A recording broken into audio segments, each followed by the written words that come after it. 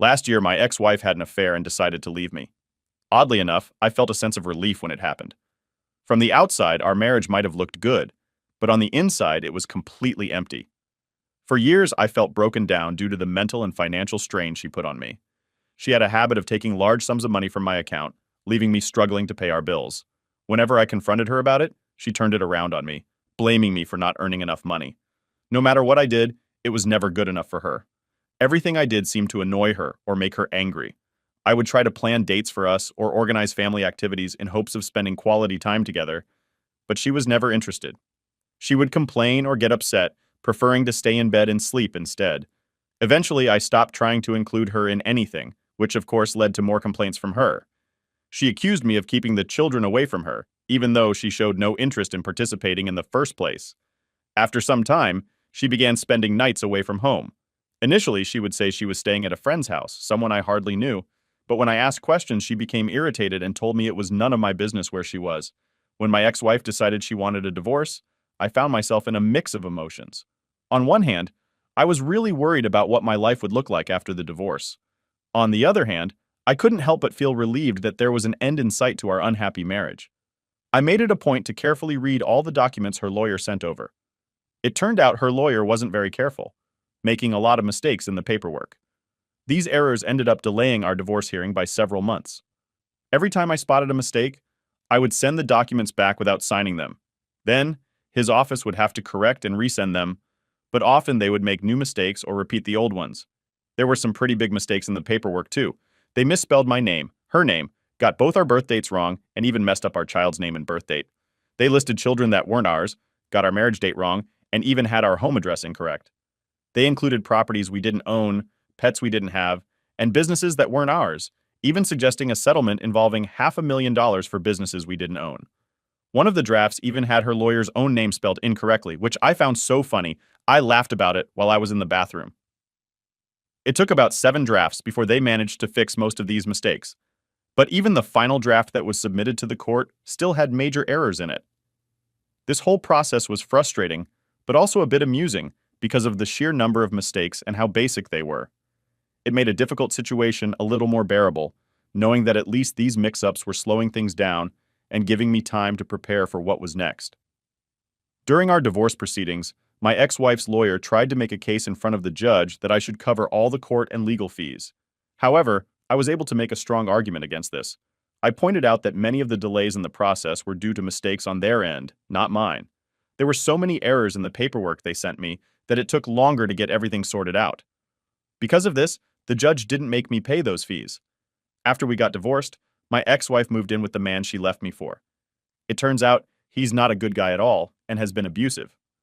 Once I changed all my banking passwords, she suddenly lost access to my money. She quickly realized just how much she relied on my income to support her lifestyle, which was a bit of a shock to her. To make matters worse, she had been managing the payments for the house we were living in, which actually belonged to her uncle. Because she wasn't making the payments, the house almost got taken away by the bank. Her uncle came to me, desperate for help. He told me that if I wanted to stay in the house, I'd need to cover the back payments she missed, which added up to about $15,000 for 6 months of unpaid mortgage. I didn't have that kind of money just lying around, so I suggested buying the house from him instead.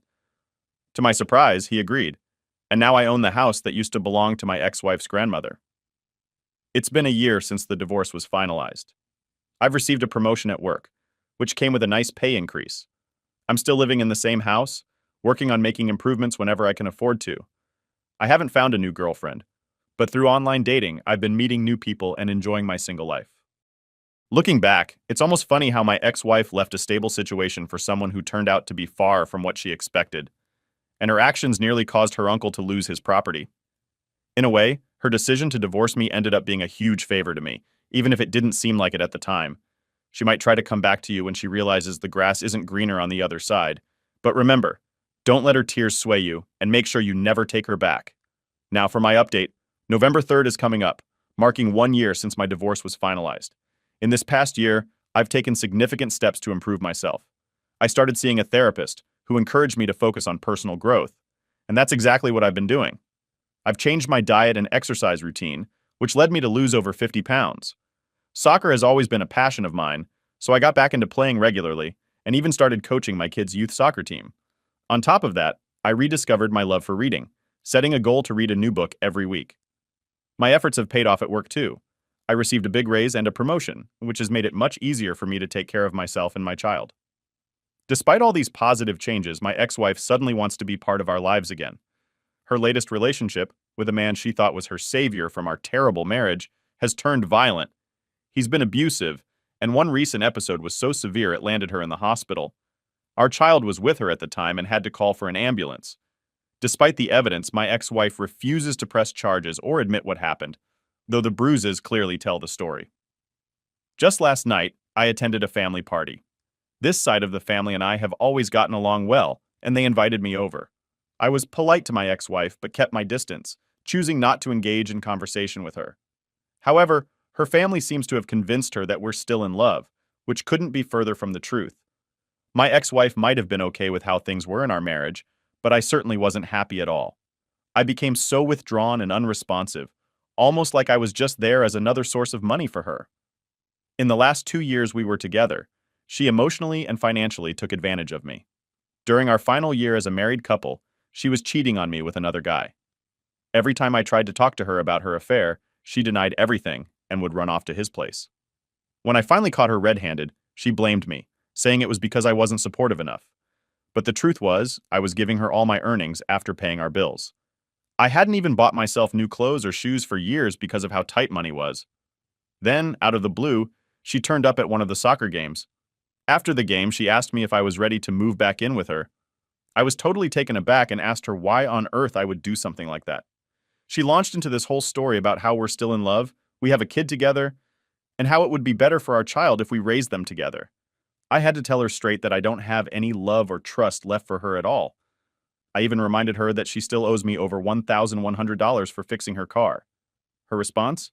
She said she'd pay me back if we moved in together. That's when I couldn't hold back and just burst out laughing, so hard that I doubled over. Seeing me laugh, she started crying, which honestly just made me laugh even harder. Maybe it wasn't the kindest reaction, but after everything I've been through and all the effort I've put into bettering myself, the idea of going back to her, to the very person who caused me so much pain, just seemed like the worst possible decision. My child still holds a lot of affection for his mother, and I would never do anything to damage their relationship. I believe if there's any turning away to be done, she'll manage that on her own with her actions. The idea that she suggested we move back in together took me by surprise. She didn't offer any apologies or show any signs of regret for her past actions. Instead, she just boldly proposed we start living together again, acting as if she's bringing something valuable to the table. This kind of thinking on her part is pretty out there. And then there's our child, who had to go through the distressing experience of seeing his mom in a harmful situation. That's something that could really affect him deeply. I think it's important to try and secure full custody to protect him from being in such a harmful environment again. Moving on to my latest news, I've met someone really special. I understand that healing from all these events will take time for everyone involved, but I'm hopeful that we can all find our own versions of happiness, whatever decisions we make about our relationships. This past year has been a roller coaster for me. I celebrated the first anniversary of my divorce on November 3rd. Since then, I've been focusing on self-improvement through therapy, and I've been dating. I've met some fantastic women and admittedly a few that weren't a great match for me. Just this Monday, my ex-wife came across a Facebook post from my girlfriend, Cher. Cher had shared some photos from a wonderful trip we took together over the weekend. We indulged in delicious food, enjoyed a few drinks, and generally had an incredible time, capturing lots of fun moments in photos. I'm not usually one to document my dates with pictures, but I really like Cher. So, when she asked if she could post our trip pictures and tag me, I was happy to agree. I was pretty sure sharing those photos would stir up some drama, but the reaction I received from my ex-wife and her family was astonishingly intense. Let me give you a bit more background to paint the whole picture. My ex-wife was unfaithful for over a year before we officially ended our marriage. She was seeing someone else even before we separated and moved in with her boyfriend while our divorce was still being processed. Now, we've been divorced for a year. Throughout our marriage, my ex-wife was both emotionally and financially manipulative and harmful towards me. Unfortunately, she continues to be abusive, but after I posted those photos, she dropped to an entirely new level of hostility and disrespect towards me. On Monday, she twisted the story to make it look like I was the one who had been unfaithful. She complained about how shameful it was for me to humiliate her by sharing pictures on social media, where I'm seen with other women. She accused me of being selfish and insensitive for not considering her feelings, and labeled me a coward for hiding that I'm seeing other people. She even claimed that by my actions, I've destroyed any hope of us ever getting back together, saying that any love she still had for me was killed off by what she called my cheating ways. The whole time she was making these accusations, she was on the phone, shouting and berating me. Meanwhile, I couldn't help but find the irony of her claims hilarious. I just laughed as she spent a good 30 minutes ranting about how I supposedly ruined our relationship and betrayed her, despite her being the one who cheated and was abusive throughout our relationship. When my ex-wife asked me about my fidelity during our marriage, I was clear with her. I had been completely faithful and loyal until our relationship officially ended. She didn't stop there, though. She went on to question me about my dating life since our divorce. That made me laugh even more, and I firmly told her that my personal life is no longer her concern since we're not together anymore. I pointed out to her that just as I don't meddle in her affairs, she has no right to intrude into mine. Despite my attempt to set this boundary, she bombarded me with a series of really hurtful and offensive text messages, attacking me and my current girlfriend, Cher. She even threatened to send Cher direct messages to tell her all sorts of negative things about being married to me. I told her she was welcome to try if she thought it would make any difference. Then my ex-wife mentioned wanting to meet Cher in person to see what kind of woman she is, suggesting that Cher must be a terrible person for supposedly breaking up a happy marriage. That's when I really had to question her grasp on reality. I reminded her bluntly that our marriage had ended over a year ago, and it was she who had an affair, left me for someone else, and filed for divorce. At this point, my ex-wife broke down crying. Through her tears, she confessed that she had been holding on to hope that we might somehow reconcile. She complained that it was unfair I had moved on and found someone else to spend time with, insisting that I should be focusing on doing things with her and our child, as if we were still a family. This whole conversation highlighted just how disconnected from reality my ex-wife had become, seemingly unable to accept the consequences of her own actions that led to the end of our marriage. My ex-wife recently confessed to me that she's unhappy in her current relationship with her boyfriend, mentioning that he doesn't treat her well. Honestly, I wasn't surprised by this revelation, because I had suspected as much for a while. However, hearing about her problems doesn't bring me any satisfaction. In fact, I really don't have any feelings for her anymore, and I have no desire to get back together with her. I'd prefer it if we didn't have to interact at all. But on a brighter note, my life is going really well right now. I've found happiness with my girlfriend, Cher. She brings so much joy into my life, and I always look forward to spending time with her. She's the last person I talk to before I go to sleep, and the first one I reach out to when I wake up. We're even planning another trip together soon. I'm aware that sharing photos of our trip might trigger a negative reaction from my ex-wife, but to me, living my life happily is worth any backlash. It's clear to me now that my ex-wife has always tried to make me out to be the bad guy, which is a classic narcissistic behavior. To those giving me advice, you're right. I should keep our interactions strictly about our child and avoid getting dragged into long, pointless conversations with her. And yes, I'm prepared for the possibility that she might try to spread lies about me, but I'm focusing on moving forward positively. Now, for a bit of a reflection 2 years on, the day everything changed for me was March 21st, 2022. That late night in 2021, I discovered not just one affair, but evidence of another, and possibly more, after 23 years of marriage, 2 biological children, and a stepchild.